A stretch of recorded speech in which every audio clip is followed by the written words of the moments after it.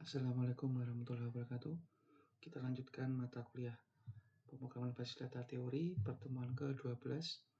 Hari ini saya akan menjelaskan tentang trigger operasi update. Trigger adalah kode SQL yang dijalankan secara otomatis ketika suatu peristiwa terjadi pada tabel dalam suatu database. Peristiwa ini bisa berupa insert, update, dan delete. Di pertemuan sebelumnya kita sudah membahas tentang teori insert ya. Untuk kali ini saya akan menjelaskan untuk teori update. Jadi ada dua tabel A dan tabel B. Tabel A kita pasang trigger, ya nanti ada eventnya, event time-nya, ada before dan after. Kemudian operasinya untuk hari ini kita jelaskan tentang update. Ya, jadi nanti ketika ada update di tabel A, apa yang terjadi di tabel yang lain? Apa yang terjadi di tabel lain yang kita pasang efeknya. Jadi ini adalah bentuk atau sedikit penjelasan tentang trigger hampir sama dengan teori sebelumnya ya, cuma bedanya kita fokus ke update. Nah ini contoh kasusnya, di praktek kemarin saya contohkan alumni ya. Jadi jika ada perubahan status di mahasiswa, bagaimana perlakuannya. Ini saya kasih contoh yang lain, yaitu histori harga ya. Histori harga adalah tabel yang saya buat sendiri, yang saya buat lagi, ini yang baru. Saya buat tabel baru dengan nama histori harga. Kemudian nanti saya pasang trigger di persediaan, di tabel persediaan. Nanti ketika ada perubahan harga atau update harga di tabel persediaan, apa yang terjadi di histori harga ya. Nanti seperti ini bentuk tabel histori harga. Jadi ada ID ubah, ya, kemudian ada kode persediaan, tanggal ubah, harga lama dan harga baru. Nah, jadi ini ada relasi dari persediaan, ini pada persediaan, kemudian tanggal ubahnya kapan, tanggal ubahnya. Jadi nanti ketika saya ubah di sini akan tercatat di tabel histori harga. Jadi ketika saya update di harga jual di tabel persediaan akan terinsert ya, akan melakukan insert ke tabel histori harga. Apa yang diinsert? Ya, yang diinsert adalah kode persediaannya yang saya update, kemudian kapan harga itu saya ubah ya. Jadi saya catat perubahan dan waktunya. Jadi selain tanggal juga ada waktu perubahannya kapan, kemudian harga lamanya berapa, harga lamanya, kemudian harga barunya berapa. Jadi dari sini nanti akan bisa ditelusuri harga itu berubah itu kapan, ya, barang dan stoknya yang diwakili oleh kode persediaan, kapan berubah, kemudian harga sebelumnya berapa, harga lama, kemudian harga barunya kapan, harga barunya berapa, ya, harga lamanya berapa, harga barunya berapa. Jadi nanti bisa ditelusuri ya, atau dicek historinya. Kemudian inilah triggernya. Nama triggernya adalah harga ubah, harga underscore ubah. Akan dijalankan setelah update pada tabel persediaan. Pada setiap barisnya lakukan yang ada di dalam bagian dan end. Apa yang dilakukan? Yaitu langsung insert into histori harga. Jadi menambahkan data baru ke histori harga. Apa yang dimasukkan? Nah ini saya ambil fungsi concat ya. Concat. Jadi ini buat apa? Untuk ini ya. Jadi untuk mengambil date format, jadi dalam bentuk waktu ya, date ya, yang nanti akan saya jadikan isi dari primary key untuk ID ubah. Jadi kalau Anda perhatikan di sini ada ini ya, 24, ini adalah tahunnya. Ya, saya bentuk tahunnya, yang saya ambil tahunnya. kemudian bulan, kemudian tanggal, kemudian jamnya ini. Jadi intinya adalah ini tanggal ubah saya bentuk menjadi bentuk string ya. Tadinya apa ini?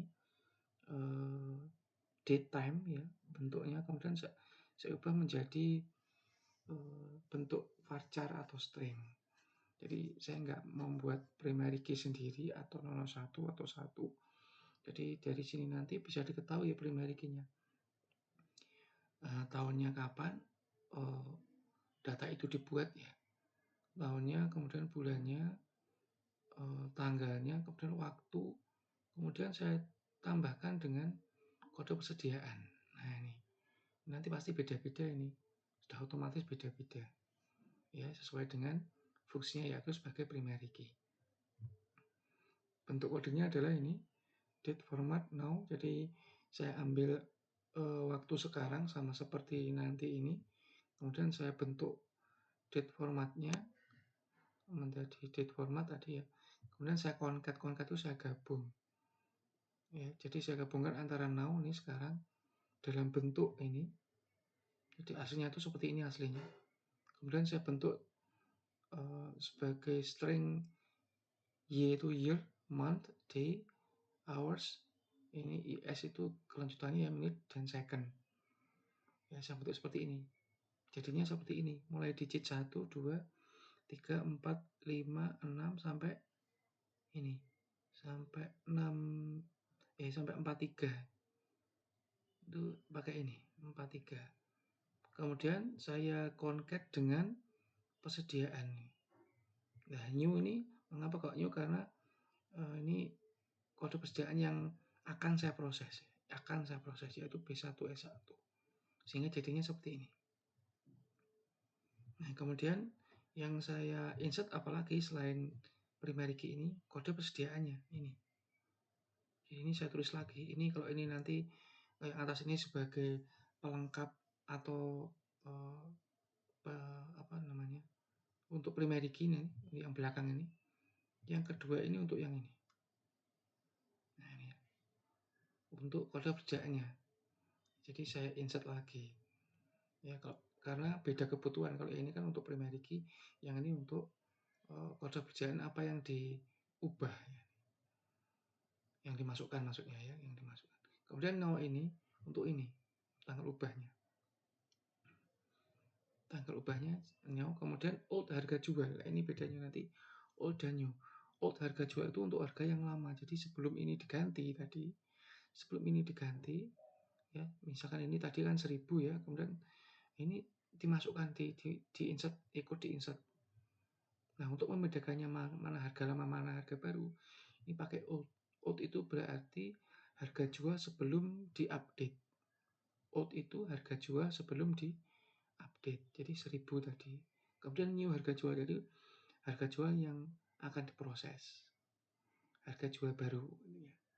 Nah, nanti ini awalnya 1000 ya tadi, 1000 sebelumnya, kemudian saya ubah jadi 2000. Sehingga harga lamanya tersimpan di sini, harga sebagai harga lama, old harga jual, ini new harga jual. Jadi itu tekniknya untuk memasukkan histori harga. Ya, dia ini sudah ada penjelasannya. Nah, kemudian ini trigger yang lebih baik dari atasnya, karena di sini tidak ada pengecekan atau if. Kalau ini nanti ada pengecekan. Misalkan nanti ada yang iseng ya. Nah, ini 2000 diedit lagi 2000. Nah, kalau nanti tidak difilter, nanti di sini akan sama ini. 2000 2000. Berarti kan tidak ada perubahan ya. Nah, if yang ini untuk mendeteksi apakah ada perubahan di harga itu. Kalau tidak ada perubahan, harganya sama, ya tidak usah dimasukkan. Nanti penuh nanti tabelnya. Jadi histori harga ini akan terisi jika ada perubahan harga. Kalau harganya tidak berubah, ya tidak masuk ke histori ya. Dianggap harganya sama kan. Ya memang harganya sama ya, harga lama sama harga baru. Jadi kalau harga lama sama dengan harga baru sama dengan harga lama, itu nggak masuk histori harga. Ya, tidak dianggap ada perubahan harga. Makanya di sini lebih baik kalau dikasih filter ya. Jadi jika harga baru dan harga lama itu tidak ada perubahan, ya maka tidak usah di-insert. Tapi jika ada perubahan atau enggak sama, maka lakukan insert. Entah itu naik atau harga itu turun. Ya. Nah gitu, ini trigger yang lebih kompleks, ada if ya. Nah itu ya, itu sedikit teori tentang bagaimana kita menerapkan trigger update, kemudian mempunyai efek ke tabel yang lain. Kalau ini tadi update harga jual di tabel persediaan, dia punya efek yaitu melakukan insert ke tabel histori harga. Itu ya. Itu yang bisa saya sampaikan hari ini. Semoga bisa dipahami. Saya akhiri sekian. Assalamualaikum warahmatullahi wabarakatuh.